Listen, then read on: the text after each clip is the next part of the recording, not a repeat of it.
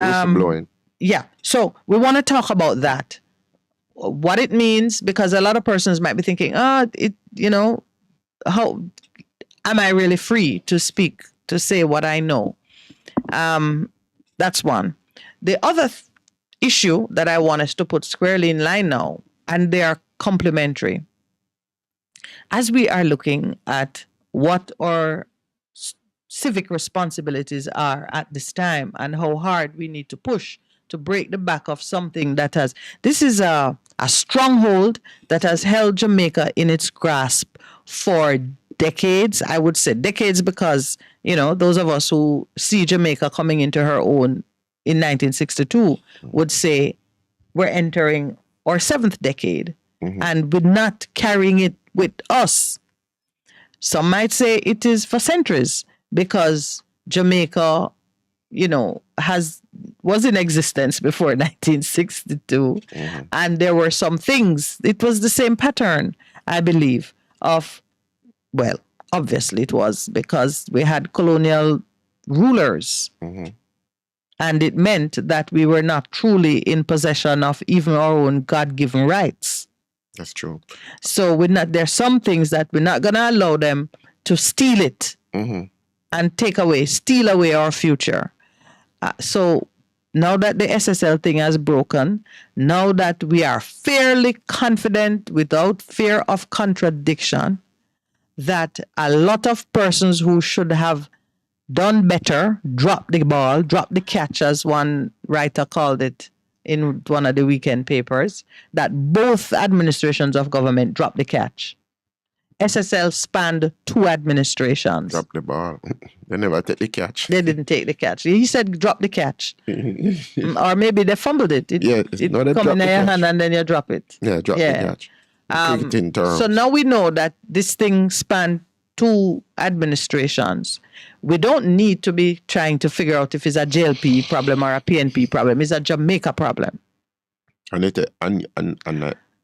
if when we look at it that way, it means all of us, outside government and inside government, who know something and who can see the recurring decimal characters, because I think it's the same set of people. It goes back to your usual suspects. I like the usual suspects. I know it's them. And it's true, Share what you know. It's important. And don't let those who fear political backlash or economic fallout or whatever it is that they might be giving as a reason to brush it under the carpet, don't let them brush it under the carpet. In truth lies your salvation. That's true.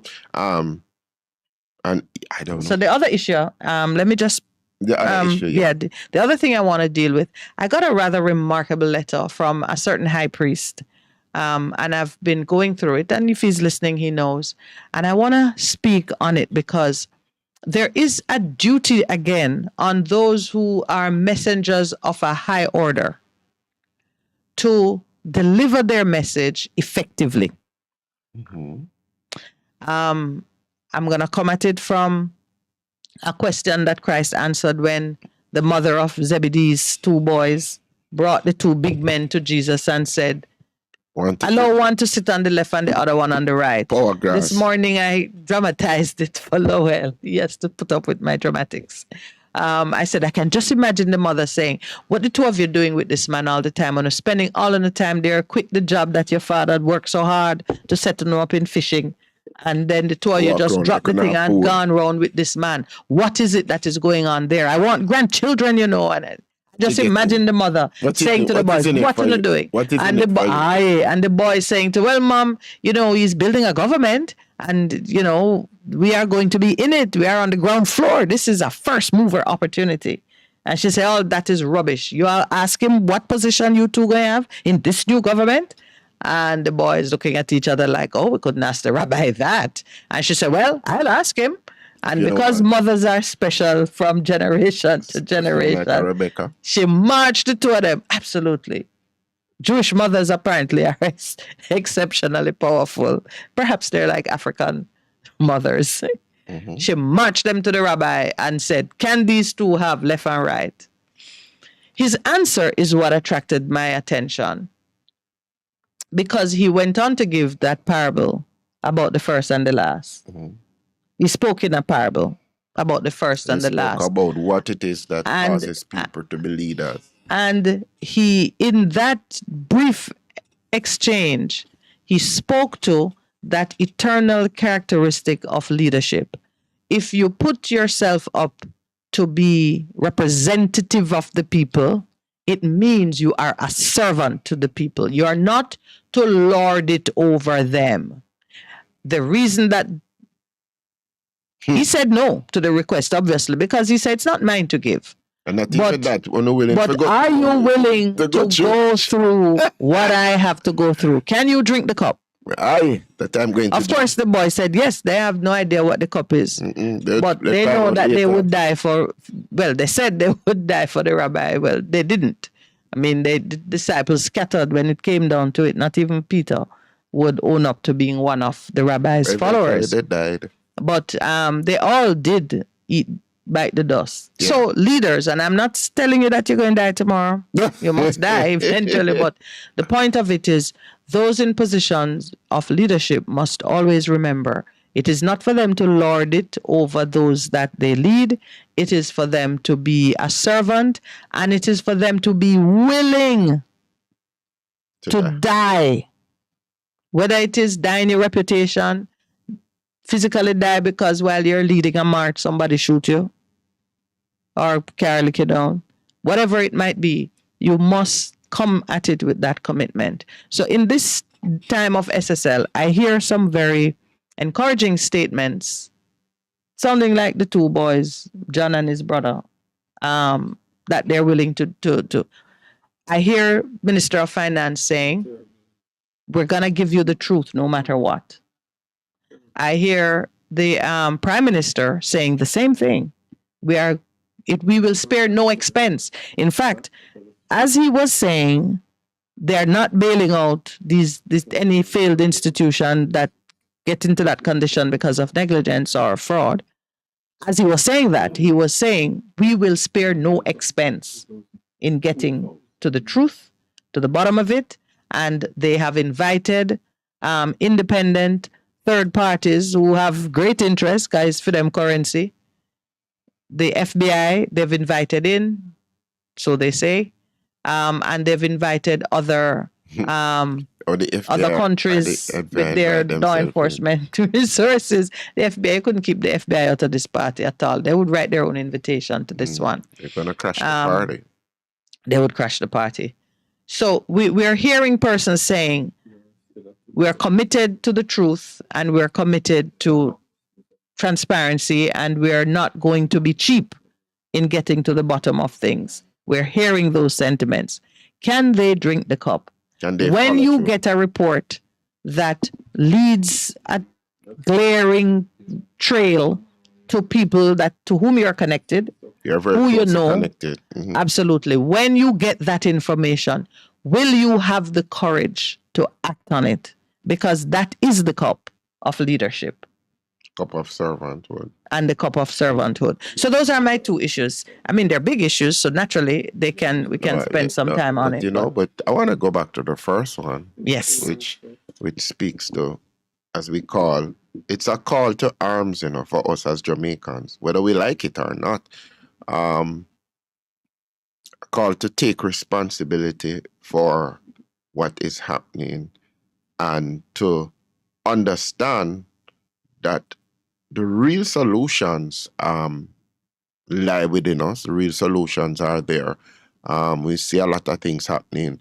Mocha now it has come out of police, and it is staffed by police and soldiers and people, but they act as it were independent of it. That's why they've set up this hotline. Hotline. Yeah, I want to repeat some of the information about it. So yeah, man. So in doing it, and I interacted with somebody who is one of the directors with it, and he says, "No, man, we are not police anymore. We're independent.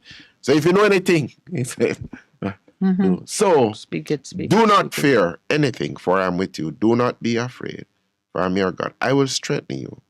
Be assured I will help you. I will certainly take hold of you with my righteous right and a hand of justice, of power, of victory, of salvation. That is Isaiah 41:10. So the underpinning, do not be afraid. Because God says if you are on the side of justice, of right, He's going to extend to you, take hold of you with His righteous right hand, which is a hand of justice, of power, of victory, of salvation.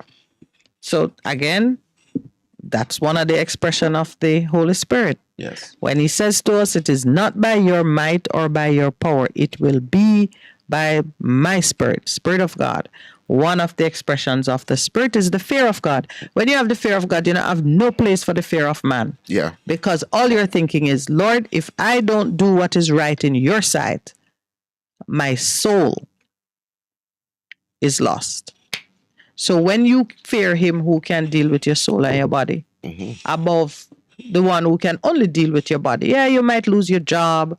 You might find yourself in one form of legal dispute or another. But ultimately, as Percival shared, there is a promise that when you are doing the right thing, you'll be protected. So just to remind Jamaicans about this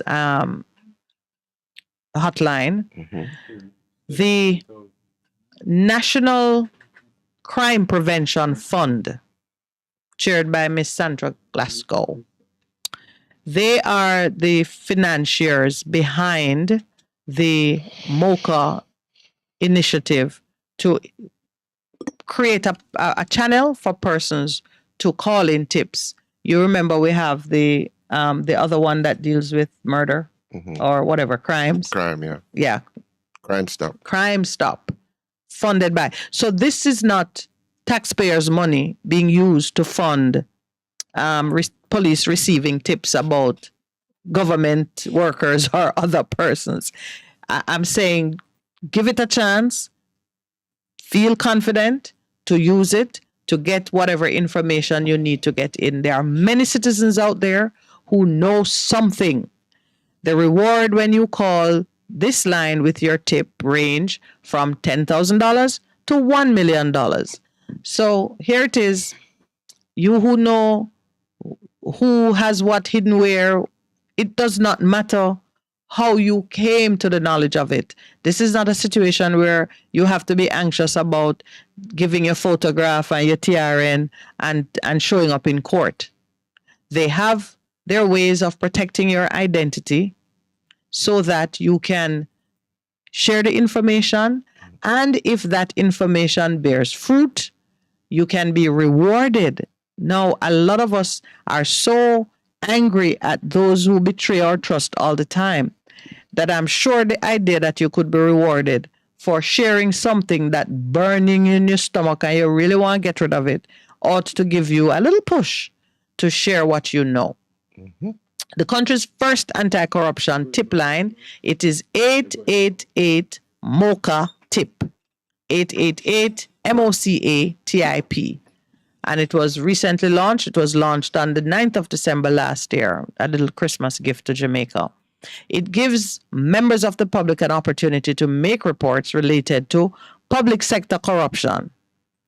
Now, it means any public sector employee, high of government official who you know, either you see them or somebody close to you see them, you have credible information that they are involved in something which represents a breach of trust with the public. And if you are in doubt as to what represents a breach of trust, take a look at those 7 principles which the Integrity Commission has put forward for the code of conduct to guide our public officers. You must know when you see a public official in the middle of some transaction or situation that is giving him an advantage over and above you, the citizen, that you know from the appearance of things that he is acting in breach of his duties. Now, I don't, without giving raw examples, I can't take it any further, but if you're in doubt, share the information anyway. Don't be the judge and jury on it. Once you see something, please say something. We need to get into that mode now of calling it out. And where you used to be afraid that the man too powerful or the woman is too well connected, call the line 888 Mocha Tip. Share what you know. So the first type of activity is public sector corruption. Persons used to call us in the early days and tell us who owned vehicle in some project that government should not be involved in, who buy up all the garbage truck and take private contract. There are all kinds of little things that it's wrong, it ought not to be so. Here's your opportunity. Call. Let's put it to the test. A lot of times we say we don't trust them because the police just as bad, or we have every kind of excuse. Put the system to the test. And then call us and tell us if you are confident or satisfied that things are being acted on. Remember, sometimes it's not that it will actually might not produce a conviction, but just the fact of the investigation will slow down other people who have similar ideas and can bring about a relief. So let me rush through them before we take the break. The code of conduct. Public sector corruption, organized crime, lottery scamming, and they say other serious crimes. We're going to come back to it when we return from our 7 o'clock break. Okay.